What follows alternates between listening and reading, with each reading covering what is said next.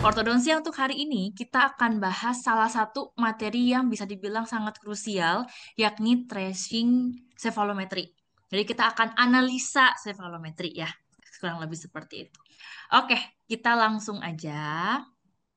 Jadi ini nggak yang kita mau bahas berdetail ya, yang ini nggak. Ini gambaran aja bahwa cephalometry itu adalah salah satu analisa yang perlu kalian lakukan untuk menuju ke diagnosis. Jadi diagnosis di ortodonsia itu bukan hanya pemeriksaan intraoral, pemeriksaan ekstraoral, tidak. Tapi ada analisa cephalometry yang nanti akan bantu kalian untuk menentukan diagnosanya, maloklusinya kelas berapa. Karena di ortodonsia, sebelum lanjut lebih jauh, ini mau rawat kawatnya tuh gimana? Wah, itu udah terlalu jauh. Tarik lagi sedikit, kita mau tentukan diagnosis saja, cephalometry itu sangat-sangat-sangat diperlukan untuk kita tahu. Jadi, pertama tracing cephalometrinya dulu, baru kita analisa. Nah, di sini walaupun topiknya tracing, sebenarnya intinya tracing itu adalah satu. Kalian tahu dulu titiknya. Itu aja sih, pertama. Nah, ketika sudah tahu titik-titiknya yang mana, kalian sudah bisa melakukan analisa atau tracing itu sendiri. Jadi udah mulai garis, garis, garis, sampai ke garis, kalian akan menemukan bidang-bidang. Dari situ, kalian akan mendapatkan nilai-nilainya yang membantu untuk diagnosis. Seperti itu. Nah, di cephalometry itu ada sebenarnya cephalometry tracingnya untuk jaringan lunak sama jaringan keras. Tapi yang paling sering dilakukan, bahkan aku sendiri sering melakukannya di koas, itu untuk tracing yang jaringan keras. Lunak itu jarang, sering itu yang keras. Tapi perlu untuk teman-teman ketahui titik-titiknya. Aku rangkumkan titik-titik yang penting banget kalian harus ingat dan harus tahu ketika tracing. Jadi sebelum garis-garis kalian bentuk, tahu dulu titik-titiknya. Nah, di tracing cephalometry ini, sebelum ke titiknya di sini, ada yang aku ingetin, tadi kan udah dibilang titik-titik. Ketika kalian sudah dapat titik-titiknya, maka akan kalian temukan garis-garisnya. Ada 4 contoh garis yang dibentuk dari si titik-titik yang tadi. Misalnya, apa sih SN plane ini? Jadi SN plane ini, si Celadonation, itu kita akan bahas setelah ini ya. Ini aku kasih spill aja untuk pendahuluan. Jadi ketika kalian udah dapet titik, nah akan ada garis nih. Misalnya SN plane. SN plane ini apa sih? Khasnya adalah dia yang akan menentukan bidang untuk basis kranii. Jadi basis kranii kan di sini ya. Tet. Nah, dasar dari kranial atau dasar tengkorak itu diumpamakan si SN ini. Si bidang, bukan bidang ya, garisnya. Nah, kalau si Frankfurt plane ini cenderung ke arah estetik bahwa oh ini nih garis apa ya, horizontal yang lurus nih, porsinya harus segini nih kalau secara estetik facialnya bagus gitu. Itu Frankfurt plane. Nah, kalau si maxillary plane ini itu untuk garis si maxilla ya tentunya. Kalau mandibular, si plane atau bidang dari si mandibulanya. Nah, tapi kita harus tahu titik-titiknya.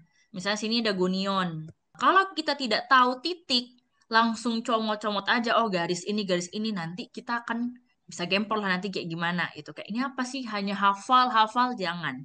Jadi walaupun tracing ini cenderung ke hafal, kalian cukup mengerti yang perlu untuk analisa aja sih, menurutku ya.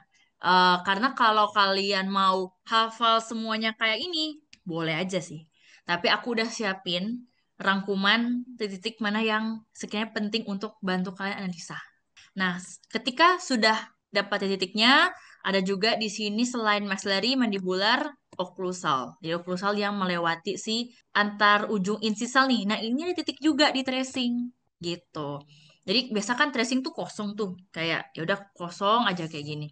Tapi ketika kalian udah tahu titik-titiknya, itu langsung dibuat. Oh ini gonion. Oh ini ada yang PNS di sini gitu. Jadi yang posterior nasal spine. Jadi udah tahu titik-titiknya, baru bisa lanjut ke analisa. Nah, ini dia titik-titik yang penting untuk kalian tracing cephalometry. Pertama, ada titik S. Nah, titik S ini adalah titik yang berada di tengah sela tursika atau berada di fossa pituitary. Nah, ini. Jadi kalau kalian lihat di cephalometry, itu kalian tracing, itu pasti ada bagian untuk daerah fossa pituitary. Nah, itu titik S di tengahnya. Nah, aku kelewat tadi.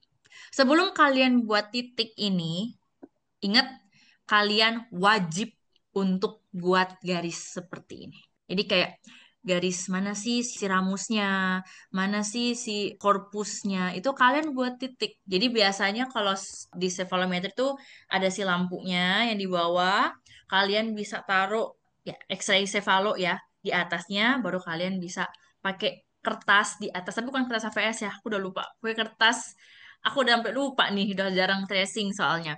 Udah ya udah meminimalkan untuk mengerjakan orto, tapi yang pasti orto itu harus punya kertas yang dia tipis tembus pandang dan teman-teman bisa garis di situ gitu untuk membuat si garis-garis ini. Jadi sebelum titik pastikan buat garis karena kalau kalian membiarkan hanya seperti ini terus kalian langsung titik-titik pas hasilnya bingung nanti. Jadi sebaiknya dibuat juga gambar-gambar untuk komponen-komponen penting. Nah, penuntun komponen pentingnya yang di bagian ini. Gitu, kita kenalan ya. Kalau udah tahu syukur, tapi kalau belum, ayo kita belajar dan kalau udah tahu kita review lagi. Titik S tadi udah ya, titik yang berada di tengah sel tursika atau di fossa pituitary, jadi tengah. Dikasih titik-titik gitu. Tapi digambar tuh daerah situ, di sekitarnya digambar, biar tahu posisi si sela tursika ini. Nah, pas sudah di titik S selesai, bisa nih kalian titik N. Tapi sekali lagi, ini bebas ya. Kalau misalnya kalian mau, oh aku mau pogonion dulu deh, ya nggak apa-apa sih gitu. Nggak masalah. Tapi kalau di sini untuk urutan tidak memengaruhi kalian berurut juga untuk gambarkan. Enggak, ya. Ini preferensi pribadi aja. Nah, terus titik N ini berada pada sutura frontonasal. Jadi ini kan ada sutura frontonasal nih. Jadi kalau di hidung tuh yang tengahnya gitu, bukan yang tinggi, dia agak naik, dia agak di fosanya gitu. Titik N ini. Jadi dia berada di sutura frontonasalnya. Itu N.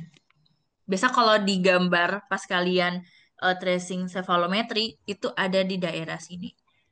Dia kayak garis. Nah, itu di bagian terendah di garisnya itu, nah itu si titik N, nation namanya. Ada titik A dan titik B. Titik A bukanlah di bawah. Ada tuh kadang aku denger junior itu ngomongnya A itu titik di bawah daripada misalnya paling ujung akar insisif rang atas gitu-gitulah. Jangan, bahasanya nggak boleh seperti itu. Nggak persis di dekat situ boleh, tapi sebenarnya nama pentingnya itu adalah titik A ini adalah titik yang berada pada bagian yang paling cekung dari prosesus alveolaris untuk yang atas. Jadi bahasanya lebih ke titik tercekung gitu, paling cekung untuk maksila. Kalau titik B itu titik yang paling cekung dari prosesus alveolaris untuk yang berhang bawah. Jadi titik A, titik B itu seperti itu. Walaupun ada tambahan setinggi apikal, incisif, boleh. Tapi sebenarnya yang paling penting itu titik cekung itu, paling cekung. Baik A itu untuk rahang atas, B itu ke rahang bawah. Next, ada titik pogonion, POG. POG itu kalau teman-teman lihat di sini, bukan yang ini ya, bukan POG aksen ini ya, ini jaringan lunak. Yang POG di sini, hati-hati sama gonion. Kalau pogonion itu titik paling prominent. Prominent itu paling timbul dari regio mentalis. Kan di sini mentalis ya. Paling timbul, paling prominent itu pogonion. Beda sama gonion. Gonion itu dia agak di bawahnya, bukan bagian prominent, tapi dia itu berada di antara titik pogonion dan menton. Nah, menton itu apa? Menton itu titik paling inferior dari mentalis. Jadi mentalis paling bawah itu menton. Di bagian mentalis paling bukan bilang cembung ya, paling prominent itu si pogonion. Di antara kedua itu tuh namanya titik gonion. Jadi harus lihat, perhatikan ya, hati-hati jangan sampai ketuker. Karena titik-titik yang paling penting untuk tracing.